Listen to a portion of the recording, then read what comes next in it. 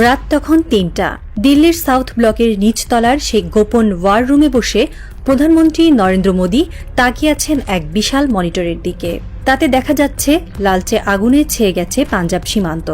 আকাশে ঘুরে বেড়াচ্ছে পাকিস্তানের চাইনিজ ড্রোন, আর নিচে ভারতের ট্যাঙ্ক ইউনিট পিছু হটছে।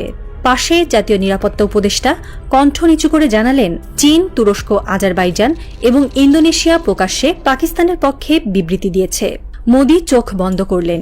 সেই চিরচেনা দৃঢ়তা যেন আজ ভেঙে পড়ছে ভিতরে ভিতরে। কূটনৈতিক পরিসরে ভারতের একাকিত্ব এখন আর গুজব নয়, চরম বাস্তব। পাক ভারত চলমান যুদ্ধের প্রেক্ষাপটে ভারত আশা করেছিল যুক্তরাষ্ট্র, ফ্রান্স, এমনকি দক্ষিণ এশিয়ার প্রতিবেশীরা তাদের পাশে দাঁড়াবে, কিন্তু বাস্তবতা হল উল্টো। আমেরিকা জানিয়ে দিয়েছে তারা এই যুদ্ধে নিরপেক্ষ থাকবে। ফ্রান্স রাফাল সরবরাহ বন্ধ করেনি, তবে প্রতিক্রিয়া দিয়েছে খুবই কূটনৈতিকভাবে। আর প্রতিবেশীরা নেপাল, ভুটান, মালদ্বীপ সবাই নীরব। এমনকি শ্রীলঙ্কা এক বিবৃতিতে বলেছে, আমরা সকল পক্ষকে সংযম অবলম্বনের আহ্বান জানাই। আফগানিস্তানের তালেবান সরকারও নিরপেক্ষতা বজায় রেখেছে, কিন্তু অভ্যন্তরীণ মহলে পাকিস্তানপন্থী সুরই বেশি শোনা যাচ্ছে। একদিকে পাকিস্তান, তুরস্ক, চীন, ইরানের সমর্থন পাচ্ছে, অন্যদিকে ভারত ধীরে ধীরে হারাচ্ছে তার বহুজাগতিক প্রভাবালয়। কেন এমন হল? বিশ্লেষকরা বলছেন, এই নিঃসঙ্গতা হঠাৎ আসেনি। 2014 সাল থেকে ভারতের রাজনৈতিক মঞ্চে যে অতি জাতীয়তাবাদ, হিন্দুত্ববাদ এবং ইতিহাস বিকৃতির প্রবণতা মাথাচাড়া দিয়েছিল, সেটিই আজ ভারতের বিরুদ্ধে আন্তর্জাতিক মনোভাব গড়ে তুলেছে। মোদী প্রশাসনের একচোখা ধর্মীয় নীতি, নাগরিকত্ব আইন, কাশ্মীরের স্বায়ত্তশাসন বাতিল, মুসলিম বিরোধী দাঙ্গা, গণমাধ্যমের দমন, মানবাধিকার লঙ্ঘন, সবকিছু মিলিয়ে আন্তর্জাতিক মহলে ভারতের ভাবমূর্তি এক সংকীর্ণ, অবিশ্বাসযোগ্য এবং অগণতান্ত্রিক শক্তি হিসেবে প্রতিষ্ঠিত হয়েছে। এমনকি ইউরোপীয় পার্লামেন্ট ও অ্যামনেস্টি ইন্টারন্যাশনাল একাধিক রিপোর্টে ভারতের গণতন্ত্র হ্রাস পাওয়া নিয়ে উদ্বেগ প্রকাশ করেছে। একসময় ভারত ছিল অহিংসার পথিকৃৎ। গান্ধী, নেহরু আর টেগোরের ভারত ছিল মানবিকতা, সহনশীলতা আর সাংস্কৃতিক বহুত্ববাদের প্রতীক।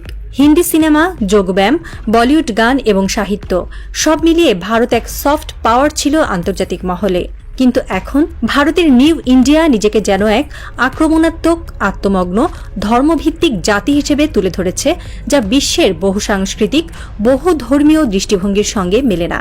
এটি এক ধরনের সাংস্কৃতিক স্বৈরতন্ত্র, যেখানে বৈচিত্র্য নয়, একমাত্রিতা লালিত হচ্ছে। মোদির যুগে ভারতের পররাষ্ট্রনীতি আগের কৌশলগত নমনীয়তা হারিয়ে ফেলেছে। নেইবারহুড ফার্স্ট নীতি আজ কেবল স্লোগান। বাস্তবে প্রতিবেশীদের সঙ্গে উত্তেজনা ছাড়া কিছুই নেই। নেপালের মানচিত্র বিতর্ক, বাংলাদেশের সঙ্গে পানি সংকট, শ্রীলঙ্কায় বন্দরের নিয়ন্ত্রণ নিয়ে হস্তক্ষেপ, মালদ্বীপের সরকার পতনের সন্দেহজনক ভূমিকা, সব মিলিয়ে ভারতকে মিনি হেজমন হিসেবে দেখা শুরু করেছে অনেকেই। এই অবস্থান বিশ্বে ভারতের প্রতি অনীহা বাড়িয়েছে। এমনকি ব্রিক্স, G20 এবং বিমস্টেকের মতো ফোরামেও ভারতের নেতৃত্ব নিয়ে প্রশ্ন উঠছে। রাশিয়া ও চীন ভারতকে অবিশ্বস্ত কৌশলগত সঙ্গী হিসেবে দেখতে শুরু করেছে। সৌদি আরব, কাতার, ইন্দোনেশিয়া, মালয়েশিয়া, মুসলিম সংখ্যাগরিষ্ঠ দেশগুলো আগে ভারতের সঙ্গে অর্থনৈতিক সম্পর্ককে প্রাধান্য দিত, কিন্তু এখন ধর্মীয় সহিংসতা, গো রক্ষার নামে পিটিয়ে হত্যা এবং রাজনৈতিক নেতৃত্বের চরম মুসলিম বিদ্বেষী বক্তব্য তাদের ভারতের দিকে ঝুঁকতে দিচ্ছে না। তুরস্ক ও ইরান সরাসরি পাকিস্তানের পক্ষে বিবৃতি দিয়েছে। সৌদি আরব এবার মধ্যপ্রাচ্যের নেতৃত্বে ভারতের বিরুদ্ধেই অবস্থান নিচ্ছে। এমনকি ওআইসি একটি শক্ত বিবৃতি দিয়েছে ভারতীয় মুসলিমদের অধিকার লঙ্ঘনের বিষয়ে। আরব মিডিয়াতে ভারত এখন একটি হিন্দু রাষ্ট্র হিসেবে চিত্রিত হচ্ছে, যেখানে ধর্মীয় সংখ্যালঘুরা নিরাপদ নয়।